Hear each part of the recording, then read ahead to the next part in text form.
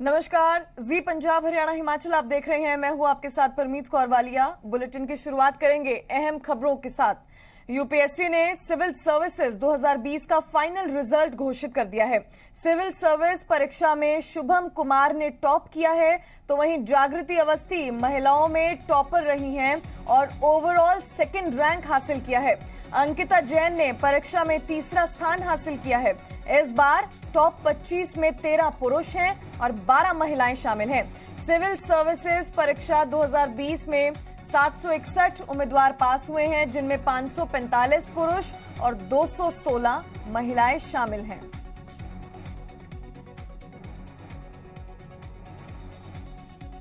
तो civil service परीक्षा में शुभम कुमार ने टॉप किया है। आपको बता दें, जागृति अवस्थी ने सेकंड और अंकिता जैन ने परीक्षा में तीसरा रैंक हासिल किया है। टॉप 25 में 13 पुरुष आए हैं और 12 महिलाएं जो हैं शामिल हैं। सिविल सर्विसेज परीक्षा 2020 में 761 उम्मीदवार पास हुए हैं। तो यूपीएससी के सिविल सेवा का परिणाम घोषित हो गया है। इस वक्त की ब्रेकिंग न्यूज आपको दे रहे हैं। सिविल सर्विस परीक्षा में शुभम कुमार ने टॉप किया है, जागृति अवस्थी ने सेकंड और अंकिता जैन ने तीसरा रैंक हासिल किया है। वहीं भिवानी की निशा गरेवाल ने आईएएस में 51वां रैंक हासिल किया है। जिले के गांव बामला की रहने वाली निशा के घर में खुशी का माहौल है। निशा गरेवाल बचपन से आईएएस बनना चाहती थीं। इस वक्त की बड़ी जानकारी आपको दे रहे हैं। भिवानी की निशा गरेवाल ने आईएएस में 51वां रैंक हासिल किया है। जिले के गांव बामला की रहने वाली है निशा, जिनके घर में आज खुशी का माहौल है। निशा गरेवाल बचपन से आईएएस बनना चाहती थी और वो सपना उनका पूरा हुआ है। 51वां रैंक उन्होंने हासिल किया है। वहीं चंडीगढ़ से बड़ी खबर का रुख करते हैं, जहां हरियाणा पब्लिक सर्विस कमीशन ने एचसीएस प्री का रिजल्ट जारी कर दिया है। इस वक्त की बड़ी जानकारी, चंडीगढ़ से एचसीएस प्री का रिजल्ट जो है वो घोषित हो चुका है। हरियाणा लोक सेवा आयोग ने परीक्षा के परिणाम जो हैं वो घोषित किए हैं।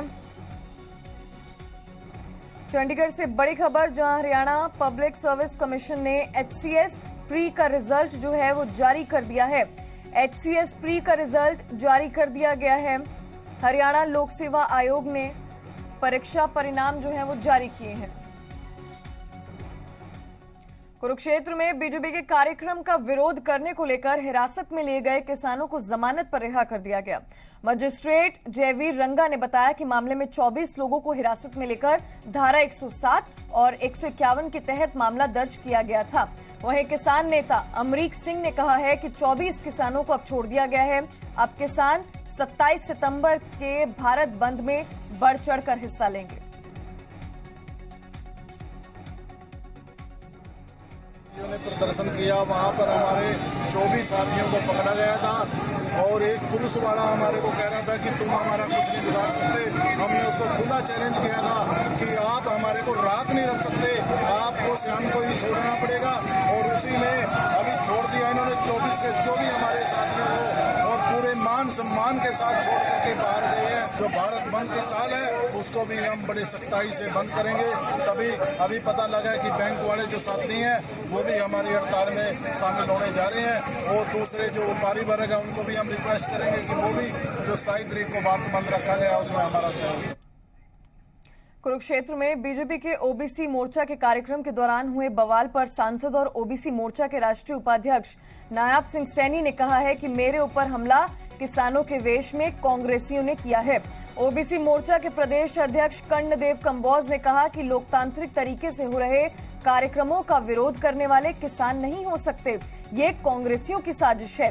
विधायक सुभाष सुधा ने कहा है कि हमला करने वाले कांग्रेसियों के शरारती तत्वों पर मामला दर्ज होगा और जल्द गिरफ्तारी होगी। प्रकार की गुंडागर्दी ये शुरू की है, क्योंकि विपक्ष की जो भूमिका है वो निंदनीय है। किसान के नाम के ऊपर जिस प्रकार से कांग्रेस पार्टी गुंडागर्दी कर रही है, ये समाज इसको कभी भी बर्दाश्त नहीं करेगा, कभी सहन नहीं करेगा।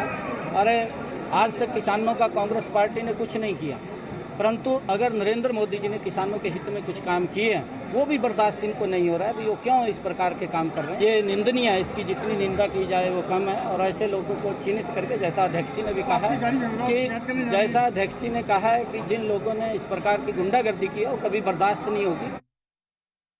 इस प्रकार की घटना आज यहाँ हुई है तो हम इसकी निंदा करते हैं। ये सारे के सारे जो है ये कांग्रेस प्रायोजित लोग थे और कांग्रेस की चाल थी कि इस प्रकार से जो है ना कार्यक्रम में खलल डाला जाए और पथराव किया जाए। जिस प्रकार से उन्होंने पथराव किया, हमारे सारे नेता जो है एक ही गाड़ी में हम सब लोग थे और उस गाड़ी का तोड़ करके जो बुरा हाल किया है, ऐसे लोगों को आइडेंटिफाई करके उनके खिलाफ जो है ना FIR दर्ज कराई जाएगी। उनको किसी भी सूरत में बख्शा नहीं जाएगा। भारतीय जनता पार्टी के हमारा OBC मोर्चा का आज यह कार्यक्रम था और इस कार्यक्रम का आयोजन बड़े पीसफुल हम कर रहे थे।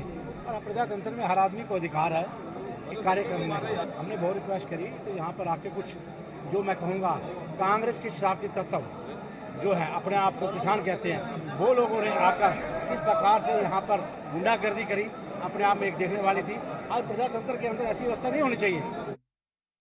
वहीं जरा ये दो तस्वीरें आपको दिखाते हैं, जिसमें पहली तस्वीर में बीजेपी सांसद नायब सैनी की गाड़ी पर हमला बोलकर तोड़फोड़ की गई और दूसरी तस्वीर में कुरुक्षेत्र के थानेसर से बीजेपी विधायक सुभाष सुधा की गाड़ी पर भी किसानों ने हमला बोला और उनकी गाड़ी का शीशा भी तोड़ दिया गया।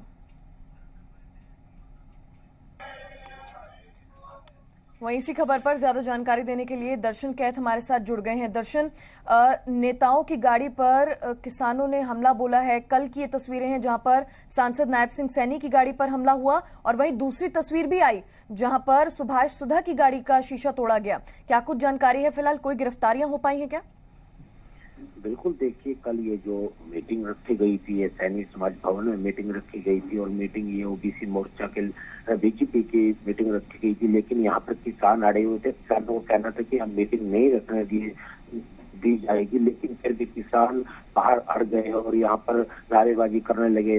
लेकिन ये सुबह से शाम तक ऐसी चलता है। जब यहाँ पर लगभग 4 से 5 बजे के बीच में जब ये सांसद नायब सिंह सैनी और विधायक सुभाष सुधा कुछ कार्यकर्ता आए तो कुछ किसानों को पुलिस ने हिरासत में ले लिया। कुछ किसान वहां पर रह गए थे और जब ये अंदर एंट्री करने लगे वहां पर ये मामला हुआ और सांसद की गाड़ी का शीशा टूट गया और जो थानेसर के विधायक थे सुभाष सुधा की गाड़ी का भी शीशा वहां पर तोड़ा गया। लेकिन फिर शाम को 24 किसानों को पुलिस ने हिरासत में ले लिया और वहां पर पुलिस वैन में ले जाकर उनके ऊपर कानूनी कार्रवाई करते हुए तो उनको रिहा कर दिया है।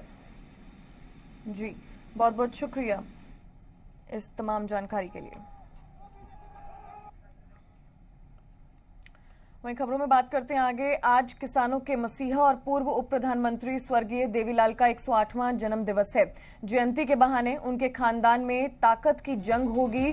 देवीलाल के परिवार से ही बनी हरियाणा की 2 बड़ी पार्टियां अपनी अपनी ताकत दिखाएंगी।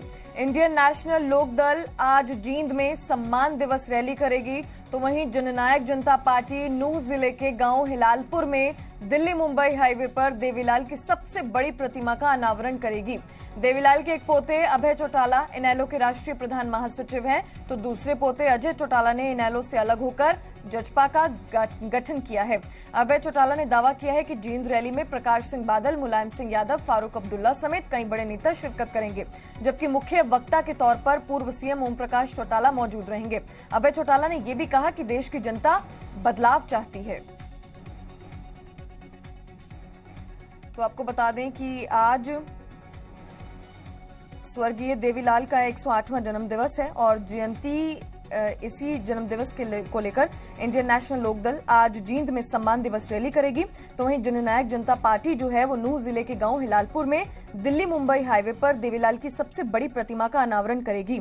आपको बता दें कि अभय चौटाला इनेलो के राष्ट्रीय प्रधान महासचिव हैं, वहीं अजय चौटाला ने इनेलो से अलग होकर जजपा का गठन किया है और ये दावा किया है उन्होंने कि इस रैली में प्रकाश सिंह बादल पहुंचेंगे, मुलायम सिंह यादव पहुंचेंगे, फारूक अब्दुल्ला समेत कई बड़े नेता शिरकत करेंगे। वहीं मुख्य वक्ता के तौर पर पूर्व CM ओम प्रकाश चौटाला भी मौजूद रहेंगे और अभय चौटाला ने ये तक कह दिया है कि देश की जनता जो है वो बदलाव चाहती है। तो आज जो है पूर्व उप प्रधानमंत्री स्वर्गीय देवीलाल का 108वां जन्मदिवस है और देवीलाल के परिवार से ही बनी हरियाणा की 2 बड़ी पार्टियां आज अपनी अपनी ताकत दिखाएंगी। इसी खबर पर ज्यादा जानकारी देने के लिए राजकुमार गोयल हमारे साथ जुड़ गए हैं। राजकुमार, आज स्वर्गीय देवीलाल का 108वां जन्म दिवस है और इसी को लेकर परिवार से जो दो बड़ी पार्टियां बनी है वो अपनी अपनी ताकत दिखाएंगी, क्या कुछ जानकारी है? दोनों पार्टियों का क्या कुछ कार्यक्रम रहने वाला है आज का? जी देखिए, जो भारत के पूर्व प्रधानमंत्री चौधरी देवीलाल उनकी 108वीं जयंती पर बीएड की जो नई नाचबंदी है उसमें सम्माननीय समारोह आयोजित किया जा रहा है। और जो उनके बेटे हैं देवीलाल के चौधरी ओम प्रकाश चौटाला प्रदेश के पूर्व मुख्यमंत्री रहे हैं और IND जो इंडियन नेशनल लोकदल उसके राष्ट्रीय सुप्रीम प्रमुख हैं, उनकी तरफ से रैली आयोजित की जा रही है। और आज उनका दावा है कि हरियाणा प्रदेश देश के कई जो पूर्व मुख्यमंत्री हैं उसमें शामिल होंगे, इस प्रकार का दावा किया जा रहा है। लाखों की भीड़ उमड़ेगी, इस प्रकार का दावा भी किया जा रहा है। ये बात कही जा रही है कि जो बीजेपी और कांग्रेस से जो अलग छोटे छोटे जो दल हैं अलग अलग प्रदेशों में, उनके द्वारा इकट्ठे मिलकर तीसरे मोर्चे का गठन किया जाएगा, इस प्रकार का दावा जो आयोजक उनके द्वारा किया जा रहा है। और साथ ही दावा किया जा रहा है कि जो जम्मू कश्मीर के पूर्व मुख्यमंत्री फारूक अब्दुल्ला पूर्व मुख्यमंत्री वो जरूर आएंगे। इसके अलावा उत्तर प्रदेश से मुलायम सिंह यादव और पंजाब से प्रकाश सिंह बादल और इसके अलावा राज बब्बर और चंद्रबाबू नायडू इत्यादि जो बड़े नेता हैं वो भी आज की रैली में शिरकत करेंगे। और पूरे देश में जितने भी जो प्रदेश के अलग अलग पूर्व मुख्यमंत्री आएंगे वो सब मिलकर तीसरे मोर्चे का गठन करने के बारे में विचार विमर्श करेंगे। आज देश में इनका कहना है आयोजकों का कि आज देश में बीजेपी और जो कांग्रेस जो हैवी होती जा रही है और जो उनके खिलाफ एक आवाज बुलंद करने के लिए तीसरे मोर्चे का गठन आज किया जाएगा। मैं आपको बता दूं कि चौधरी देवीलाल की जो जयंती है वो हर साल प्रदेश में बड़े धूमधाम से मनाई जाती रहती है और इस बार कई बार इस प्रकार ऐसे मौके आते रहे हैं तो जो देश के अलग अलग प्रदेशों के जो पूर्व जो मुख्यमंत्री हैं वो रेडियो में शिरकत करते रहे हैं। आज इसी प्रकार जो ओम प्रकाश चौटाला है जो इंडियन नेशनल लोकदल के राष्ट्रीय सुप्रीमो हैं और जो उनके बेटे चौटाला है उनके द्वारा जो कॉन्फ्रेंस की गई है उसमें इस प्रकार का दावा किया गया है कि अलग अलग राज्यों से बहुत बहुत शुक्रिया राजकुमार जी, बहुत बहुत शुक्रिया इस तमाम जानकारी के लिए। वहीं सोनीपत के कुंडली सिंघू बॉर्डर पहुंचे किसान नेता राकेश टिकैत ने कहा है कि किसान सरकार से बातचीत करने के लिए तैयार है। सरकार को बातचीत शुरू करनी चाहिए ताकि किसानों की इस समस्या का समाधान हो सके। इस दौरान उन्होंने कहा कि पंजाब और उत्तर प्रदेश के चुनाव में अभी 6 महीने बाकी हैं। साथ ही आगामी बुलाए गए भारत बंद पर टिकैत ने खुलासा किया कि भारत बंद के बाद किसान मोर्चा देश भर में बैठकें करेगा और लोगों को किसानों की समस्या से अवगत कराते हुए आंदोलन से जोड़ने का प्रयास करेगा। नहीं, बिल्कुल वहाँ पे रखा है, ये ट्वीट किया है और ये भारत के किसानों की तरफ से है। और जो वहाँ पे अमेरिका में जो लोग रह रहे हैं उनको भी कहा है कि आप अपना नो फार्मर्स नो फूड्स वाला बैनर भी आप लगाएं और इस इशू को भी रखें, ये चीज़ कही है। अगले 2-3 दिन के प्रोग्राम हमारे हैं, बीच में अलग अलग स्टेट में प्रोग्राम रहेंगे। 27 तारीख का बंद का है, भारत बंद का है 27 तारीख का और फिर प्रोग्राम लगे हैं पूरे देश भर में। हम मीटिंग करेंगे, संयुक्त मोर्चा पूरा देश भर में मीटिंगें करेंगे। हरियाणा के गृह विभाग के दस्तावेज की सीक्रेसी लीक करने के मामले में गृह मंत्री अनिल विज ने विभाग के ही एक कर्मचारी को पकड़ा। गृह मंत्री अनिल विज ने कर्मचारी कपिल की शिकायत हरियाणा के मुख्य सचिव विजय वर्धन को दी। इसके बाद मुख्य सचिव की शिकायत पर चंडीगढ़ सेक्टर 3 पुलिस गृह मंत्री विज के कार्यालय पहुंची और पुलिस ने आरोपी कर्मचारी कपिल को हिरासत में लेकर फोन जब्त किया और पूछताछ के लिए पुलिस आरोपी को सेक्टर 3 थाने लेकर गई है। विज को कपिल पर विभाग की फाइलों की सीक्रेसी लीक करने का शक हुआ था।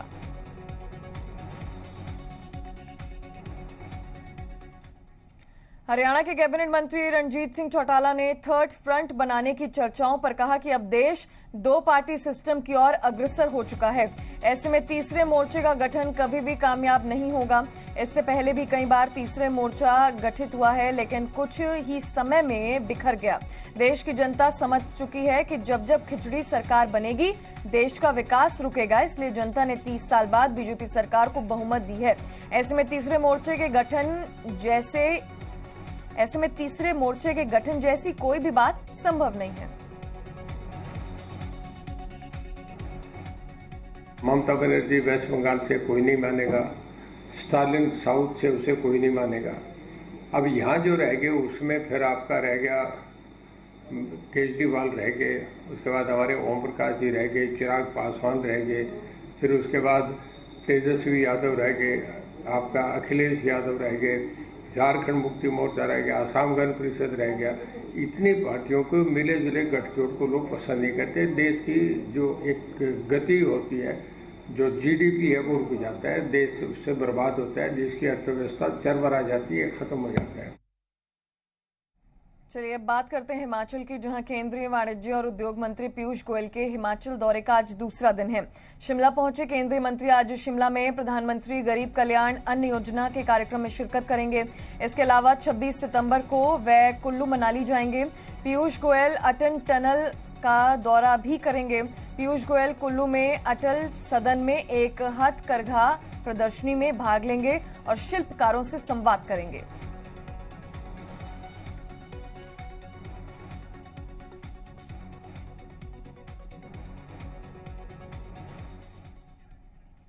लेह में पहला हिमालयन फिल्म फेस्टिवल नाम से एक फेस्टिवल का आयोजन किया गया है। केंद्रीय खेल मंत्री और हमीरपुर से सांसद अनुराग ठाकुर ने इसका उद्घाटन किया। साथ ही युवाओं को इस क्षेत्र में खुद को एक्सप्लोर करने के लिए प्रेरित किया।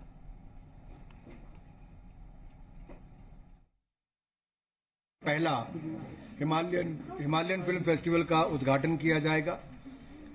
12 हिमालयन स्टेट से वहां पर फिल्मों को दिखाया जाएगा। यहाँ के प्रतिभाशाली युवाओं को फिल्मों में, कंटेंट क्रिएशन में, प्रोडक्शन में, डायरेक्शन में, जहाँ उस और भी आगे आने का अवसर मिलेगा। यहाँ पर खेलों की सुविधाओं को भी हम बढ़ा रहे हैं। सिंथेटिक ट्रैक हो, एस्ट्रो टर्फ हो और साथ साथ में इंडोर स्टेडियम हो। ये लगभग 17 करोड़ रुपए की लागत से हम यहाँ पर बनाकर दे रहे हैं।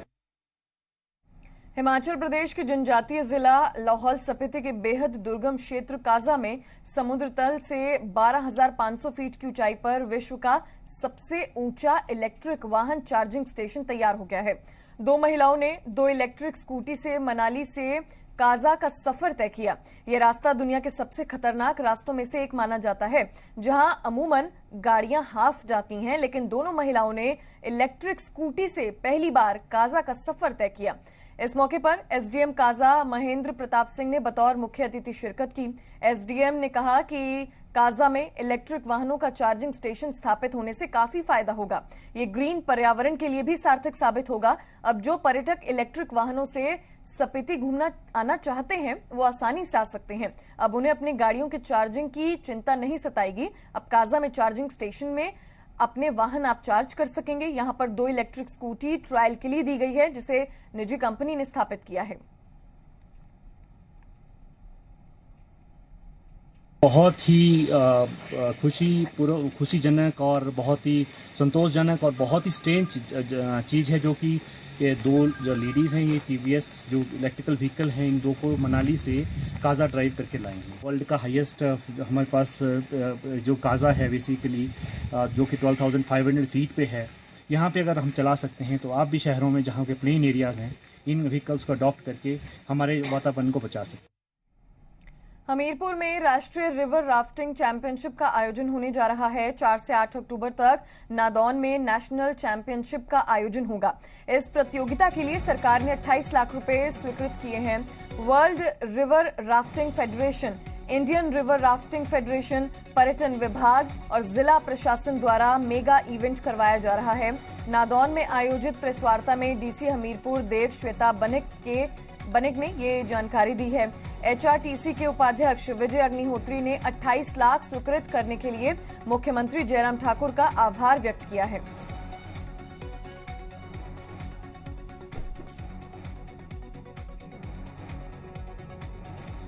हम प्रशासन की ओर से पुलिस विभाग सभी और फेडरेशन के मेंबर्स के साथ पूरा तालमेल गठित करके हिमाचल टूरिज्म के विभाग के जो एसओपीज़ हैं, रिवर राफ्टिंग फेडरेशन के एसओपीज़ हैं, उनका पूर्ण रूप से पालना सुनिश्चित करेंगे। और हम सभी को पता है कि कोविड अप्रोप्रिएट बिहेवियर कितना अहम है आजकल किसी भी गतिविधि के लिए। और हम सभी से जो यहाँ पे लोग देखने भी आएंगे, पार्टिसिपेट करने आएंगे, आप लोगों के माध्यम से भी उनको इनकरेज करना चाहेंगे, आह्वान करना चाहेंगे। नादौन को रिवर राफ्टिंग के लिए चिन्हित करवाया, उसके बाद उसके लिए उसका केस लेके आज इस बड़े इवेंट को ऑर्गेनाइज करने की स्थिति में हम लोग आए हैं। और इसके कारण से नादौन जो अदरवाइज प्राकृतिक रूप से बहुत सुंदर ब्यास के किनारे स्थित जगह है, उसको और ज़्यादा बूस्ट मिलेगा। अगर आप रोमांचक सफर के लिए तैयार हैं तो ये खबर आपके लिए है। देश का लग्जरी क्रूज कोडेलिया का MV एम्प्रेस बुधवार को कोची पोर्ट पहुंचा। इस दौरान केरल पर्यटन विभाग की तरफ से कोडेलिया का भव्य स्वागत किया गया। मुंबई से लक्षद्वीप के लिए निकला कोडेलिया देश का पहला वर्ल्ड क्लास का क्रूज है। Signaling the reopening of the pandemic hit tourism sector in Kerala for up-country visitors. A luxury cruise. नीले समंदर के रोमांचक सैर पर निकला देश का पहला स्वदेशी लग्जरी क्रूज कोडेलिया। जब कोची पोर्ट पहुंचा तो भव्य स्वागत हुआ। Kochi on September 22nd and received a grand welcome from the locals. Well, the luxury liner MV Empress, owned by Cordelia Cruises, बुधवार सुबह 5 बजे कोची पोर्ट के वेलिंगटन पोर्ट पर लंगर डालने वाला कोडेलिया क्रूज देश का पहला लग्जरी क्रूज बन गया। इस लग्जरी क्रूज के स्वागत के लिए सैकड़ों लोग वेलिंगटन पोर्ट पहुंच गए।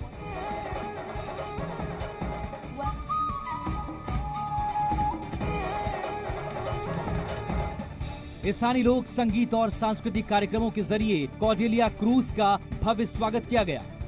केरल पर्यटन के इस गर्मजोशी स्वागत के साथ ही क्रूज में मौजूद 1200 पर्यटकों के लिए ये अलग अनुभव रहा। वेलिंगटन पोर्ट पर लंगर डालते ही कोडेलिया के MV एम्प्रेस क्रूज में मौजूद सैलानी केरल की खूबसूरती निहारने पहुंच गए। इस मौके पर केरल के पर्यटन मंत्री PA मोहम्मद रियाज ने कहा, कोची बंदरगाह पर कोडेलिया क्रूज का आना कोरोना के संकट से उबरने के लिए एक शुभ शुरुआत है। पर्यटकों के लिए केरल एक सुरक्षित जगह है क्योंकि हमारे पास पर्यटकों की सुरक्षा के लिए एक बेहतरीन मॉडल है। कोडेलिया क्रूज में रेस्टोरेंट, स्विमिंग पूल, बार, जिम, सिनेमा, थिएटर समेत तमाम सुविधाएं हैं जो पर्यटकों को वर्ल्ड क्लास का अनुभव देता है। इस क्रूज में मेडिकल सुविधाएं भी उपलब्ध हैं। हालांकि इस दौरान कोविड-19 के नियमों का पालन करना अनिवार्य होगा। कोडेलिया का ये सफर पैंडेमिक में मंद पड़े पर्यटन उद्योग को रफ्तार देने में अहम भूमिका निभाएगा। ब्यूरो रिपोर्ट, जी मीडिया।